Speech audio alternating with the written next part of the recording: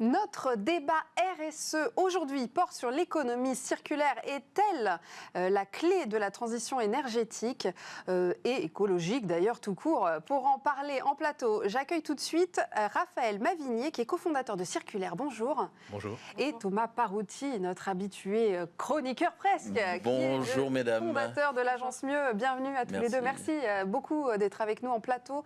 On va peut-être commencer par parler de Circulaire pour commencer ce débat-là.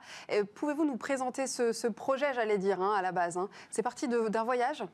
C'est parti effectivement d'un voyage. Ça remonte à il y a un peu plus de 6 ans maintenant. À l'époque, on était avec mon associé actuel, Jules, au Mexique. On travaillait tous les deux pour Airbus.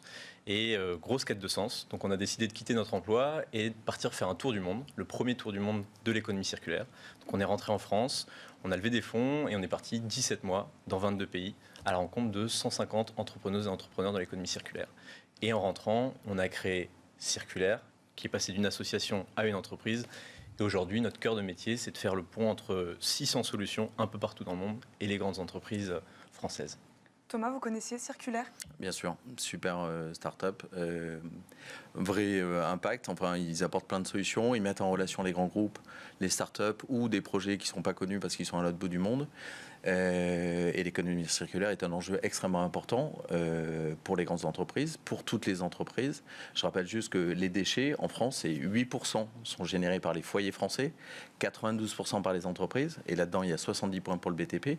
Donc le problème des déchets, il est vraiment dans les entreprises.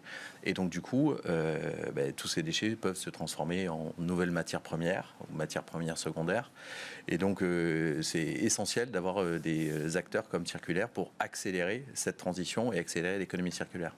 Oui, effectivement. Est-ce que c'est l'ADN de la révolution écologique? Est-ce que ça doit partir de là, de l'économie circulaire, du fait de repenser en 360 son économie pour dire, quelles sont mes ressources, comment je vais recycler mes déchets, les réutiliser Ouais, ou utiliser les déchets du voisin. Mais c'est essentiel. Aujourd'hui, les grands enjeux, c'est évidemment le sujet de l'énergie, mais le sujet des ressources, il est fondamental. On sait bien que le jour du dépassement se rétrécit, même si avec le Covid, il est un peu reculé, mais on est autour du 1er août. On consomme beaucoup trop de ressources. Donc, qu'est-ce qu'on fait des déchets? Il y a plein d'exemples qu'ils ont rencontrés dans le monde entier de personnes très ingénieuses qui ont inventé des boucles. C'est ce qu'ils proposent tout le temps. Pourquoi, selon vous, c'est la clé de la transition écologique, cette économie circulaire? Alors c'est la clé parce que le modèle économique actuel qui dit linéaire, quelque part nous amène dans le mur. Pourquoi? Parce que ce modèle-là consiste à prendre les ressources, à les consommer et les jeter. Et comme tu l'as très bien dit, Thomas, on a une double problématique. D'un côté, un épuisement des ressources naturelles. On consomme en moyenne une planète 8 aujourd'hui. Et de l'autre côté, une production exponentielle des déchets. La Banque mondiale dit que d'ici 2050, si on reste au rythme de production actuel, on aura 70% de déchets en plus chaque année. Et l'économie circulaire, pareil, comme tu l'as très bien exposé, consiste à se dire comment je vais concevoir un produit ou un service pour qu'à la fin de son cycle de vie, ça ne devienne jamais un déchet. Donc je m'enlève de cette contrainte-là d'épuisement des ressources, je vais réutiliser en permanence les ressources et je ne produis plus de déchets. Et on parle beaucoup de résilience aujourd'hui, on en a parlé avec le Covid, et je pense que l'économie circulaire est résiliente à 3 niveaux. Le premier, c'est en termes de gaz à effet de serre. On a des objectifs ambitieux qui ont été fixés par le GIEC, par les accords de Paris. Et aujourd'hui, si on passe à une économie circulaire, juste sur 4 secteurs essentiels qui sont le plastique, la production d'acier, de ciment et d'aluminium, d'ici à 2050, on réduirait les émissions de gaz à effet de serre de 40%. C'est une étude de la Fondation Ellen MacArthur. Donc résiliente au niveau du changement climatique, résiliente au niveau de l'emploi. Elle est fortement créatrice d'emplois. La feuille de route économie circulaire qui a été publiée par le gouvernement parle de 500 000 emplois créés dans les prochaines années grâce à cette économie circulaire. Et finalement, résiliente au niveau business, et t'en parlais aussi tout à l'heure Thomas, pourquoi il y a une tendance de fond et que ça va vraiment changer les choses, c'est que d'un point de vue business et pour les entreprises, c'est extrêmement intéressant. Si on passe juste en Europe d'une économie linéaire à une économie circulaire, c'est 630 milliards d'euros d'économie nette sur les matières premières pour les entreprises chaque année. Raphaël, vous qui avez voyagé le monde, vous avez vu des solutions très concrètes. Est-ce que vous pouvez nous donner quelques exemples, peut-être que vous avez observé, des choses auxquelles vous n'avez pas pensé et que vous avez trouvé ingénieux, qu'on pourrait reproduire en France d'ailleurs? Bien sûr, moi je vais prendre un premier exemple. Je pense qu'on a tous un smartphone. Je ne sais pas si vous le connaissez.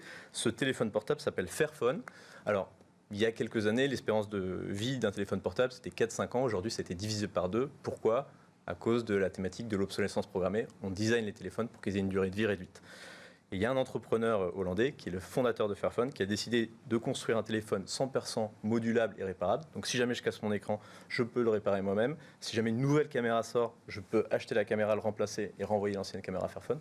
Donc je ne produis plus de déchets. Et puis un autre projet qui nous a particulièrement marqué. Ils sont venus dans l'émission Fairphone. Hein. Ah bah parfait.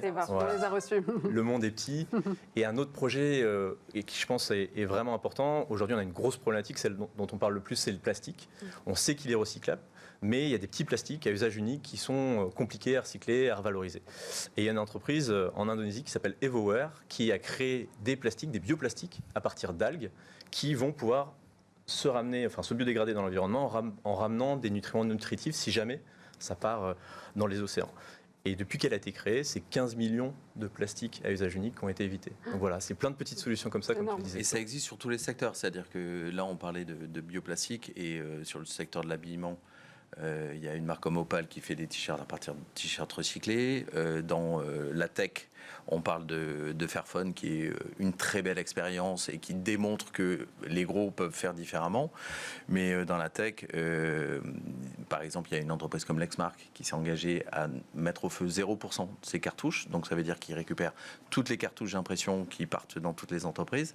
Il y a une entreprise qui s'appelle YesYes qui permet aux gens de recycler leur téléphone. En France, on a 22 millions de téléphones achetés par an et il y en a 17 millions qui restent dans les tiroirs. Vous savez, quand vous allez à côté de votre porte d'entrée, vous avez souvent un tiroir avec des vieux téléphones qui traînent et ces 17 millions, on n'en fait rien. Alors qu'en fait, ils ont encore de la valeur, il y a de la matière. On sait qu'il y a un petit peu d'or. Alors, c'est difficile à trouver, mais on peut récupérer plein de matière à partir de ces téléphones. Voilà, donc la tech se pose la question. La grande conso se pose la question parce qu'il y a le sujet du plastique à usage unique. Le BTP se pose la question. Il y a l'hippodrome de Longchamp qui a été reconstruit à partir de gravats, d'anciens éléments de l'hippodrome.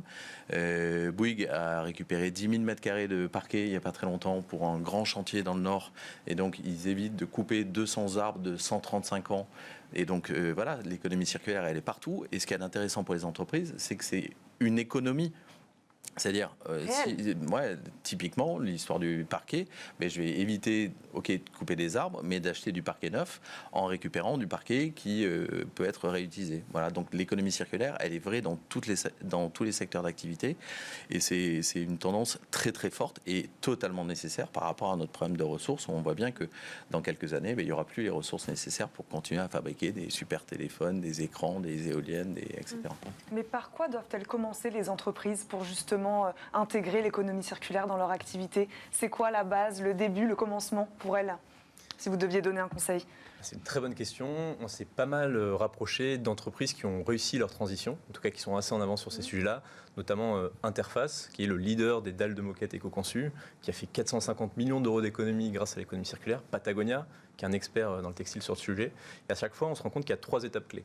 Étape numéro 1, c'est de convaincre de la pertinence du business model, à la fois les comités exécutifs, mais aussi les collaborateurs qui sont sur le terrain et qui font bouger les choses.